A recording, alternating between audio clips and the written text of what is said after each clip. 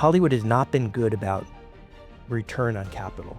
It's been a losing investment for almost every foreign country that came into Hollywood. The best sources of capital are people who love the film business, who want to get the best returns, but they also have some non-economic reasons.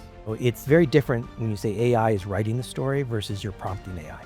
It's going to lower the cost significantly of film. David Maisel is the creator of the Marvel Cinematic Studios and now of Mythos Studios. He's joining me here today. Welcome. My pleasure, thank you. In the industry and outside of the industry, even you're known as a man who inherited a struggling Marvel and turned it into a legendary Marvel Cinematic Studios. Tell us about it.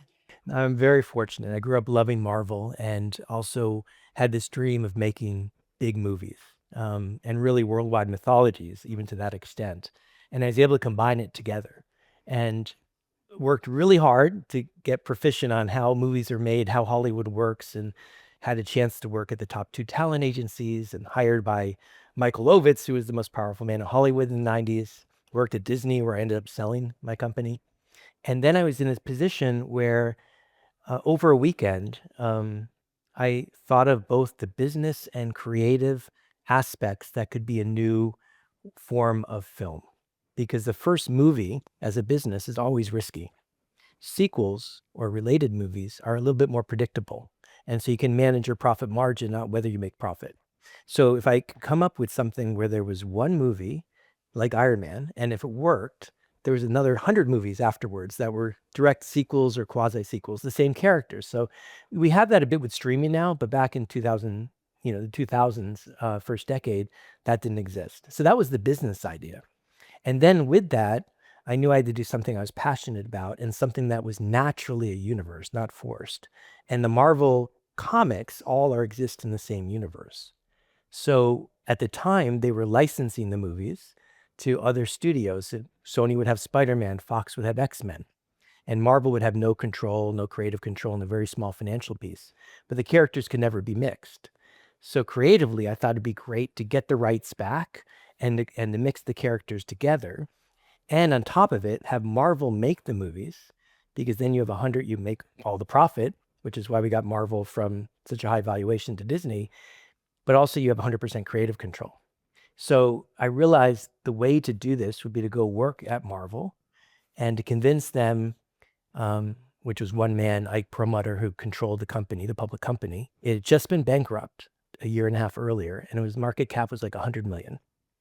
And I knew if I could convince him, then I would go in and do all the necessary steps, convince the board, raise the $500 million, get rights back, get a distribution deal, build up a studio because there wasn't one there, a team, and then launch with Iron Man, and then lead that up with Captain America and Thor and the Avengers and so on.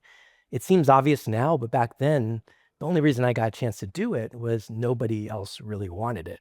So talking about your panel about how Marvel would do today, what is it you would like to share with this international audience of FII?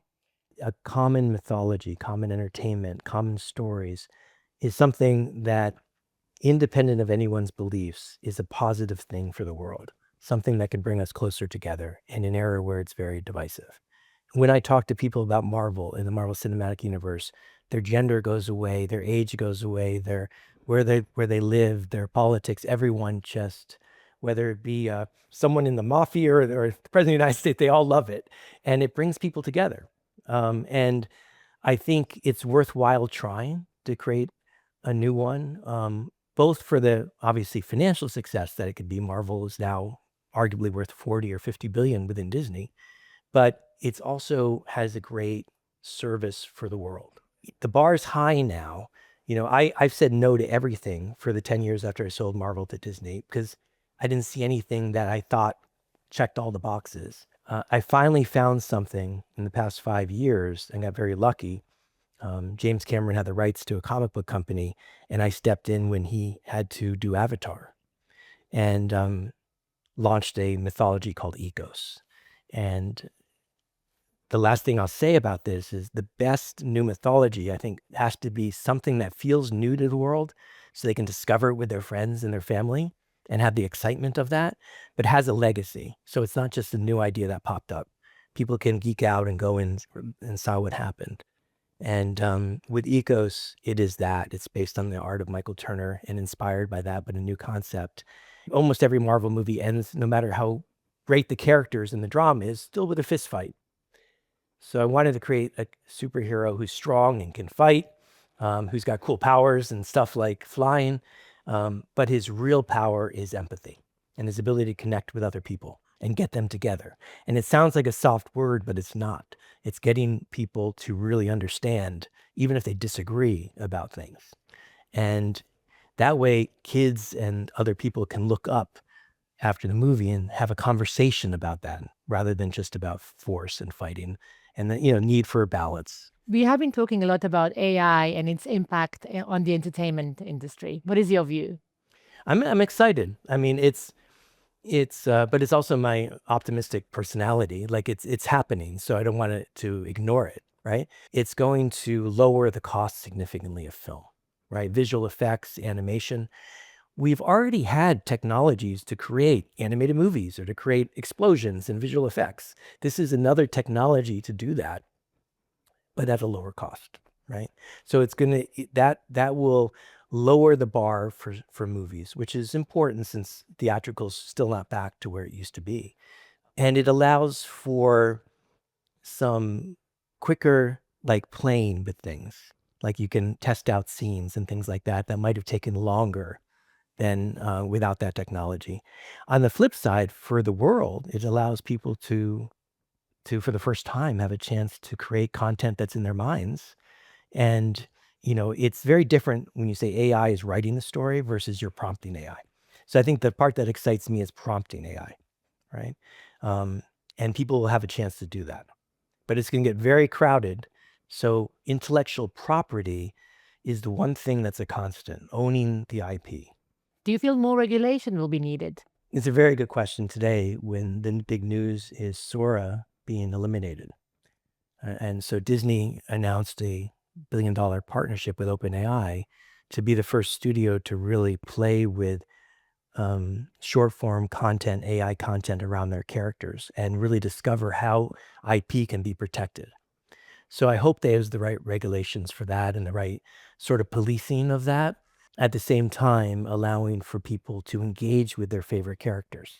It's so much fun to see and be able to talk to Iron Man and to hang out with these characters. And so trying to thread the needle is going to be the challenge. We're here at the FII, where the central topic is capital in motion. What does it represent to you when you think about the entertainment industry? No, I mean, entertainment still takes a lot of capital, so one of my innovations in this is, I made Iron Man for 109 million as a live action movie. The same year Batman was 250 million, right?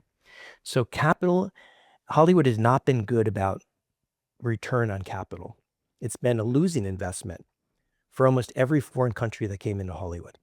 Where there's been a good return on capital has been in Netflix and in Disney and in Pixar. So people should be very careful how much capital they put into Hollywood. And even me with what I do, where I do it independently, I want to lower the risk. And so cool animation like Spider-Verse has shown is a great medium that's not crowded. And it also costs 50 cents on the dollar versus live action and has the same potential. So that's where I think capital should go to that innovative type of measures. I think a lot of capital has gone behind David and Warner Brothers, but there's a vision there and a long-term vision. So I think, and it's owner operated. So that's a very unique situation, but it still requires capital. And I think that the best sources of capital are people who love the film business, who want to get the best returns, but they also have some non-economic reasons for it, whether it's for their country and country's pride and excitement. You know, if I knew the people I know in Saudi now, Marvel might have been sold to Saudi Arabia. And I sold it to Bob Iger, my ex-boss. I didn't go to anyone else, even though we were a public company, because I knew him and trusted him, right? Imagine right now Saudi Arabia owned Iron Man and Spider-Man, how much benefits the country would get from that. Maybe your next project will go to Saudi Arabia. Potentially. For me, it's whoever has the most passion for it and who can get the most value on their side. The FII's future work report has been all about the roles that we're going to lose in the future. I think it's very relevant for the entertainment industry as well. Absolutely. Very soon and eventually, there'll be a lot of job displacement, like there will be in so many industries, especially for things that are more mechanical or more execution focused versus, say, creative focused. And so that will happen and be unfortunate for the people involved. I think once we get through that, I'm hoping that, like with most things, people shift in what they're doing if possible. But it is a difficult side of it, and it's one where it can cause people to be very against it. But where I've gone through my own sort of ups and downs with it, and really I'm pretty empathetic about things. So I hate to see people I know and people that have worked so hard potentially be displaced. At the same time, we need to embrace it and try and make it work for the industry so that the industry of Hollywood, like you said, stays alive. Based on the future of work report we just talked about, if you were starting right now, if you were in your 20s now, what would be the biggest challenge? I think the biggest challenge would be finding the right way to break into Hollywood. Hollywood's been always difficult to break in. It's not a meritocracy. It's not like a law firm or an investment bank where you work and you get promoted over time and you get promoted based on your results. It's still something where you apprentice, you have to get the right experience, you have to meet the right people and get a break, right?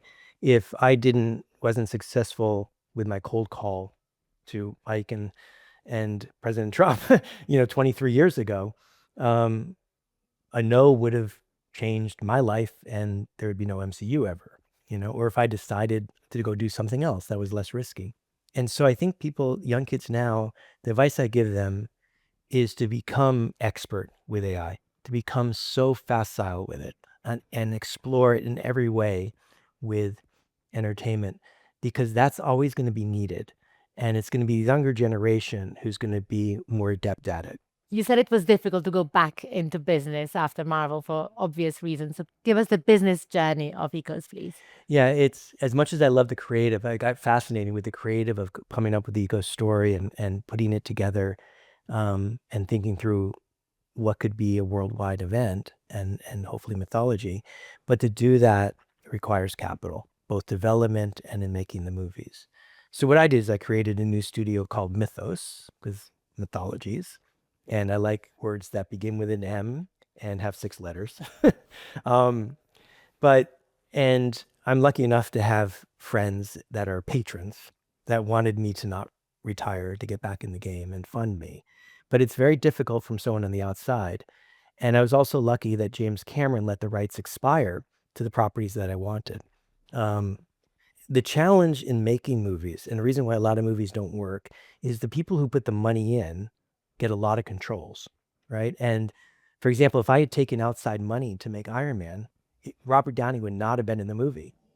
I hired him after he was in jail for drugs, and a studio would have thought that was crazy, right? They want to get Tom Cruise or somebody for the film.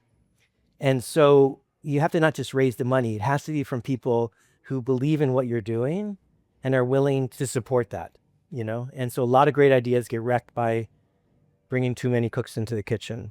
I'm lucky with my current company where it's people like Ron Burkle and Steve Cohn and Nicholas Berguen, names that people here might know, and companies like Hybe, the Korean BTS company, owns 20 odd % of my studio, so I'm very lucky with these companies, and Krafton, the big video game company. But now it's time to simplify that and have one partner and go have fun making Ecos. And hopefully we're here in a few years talking about it. Hopefully very soon, next year already. Yeah, that'd be great. Thank you, David. Thank you very much.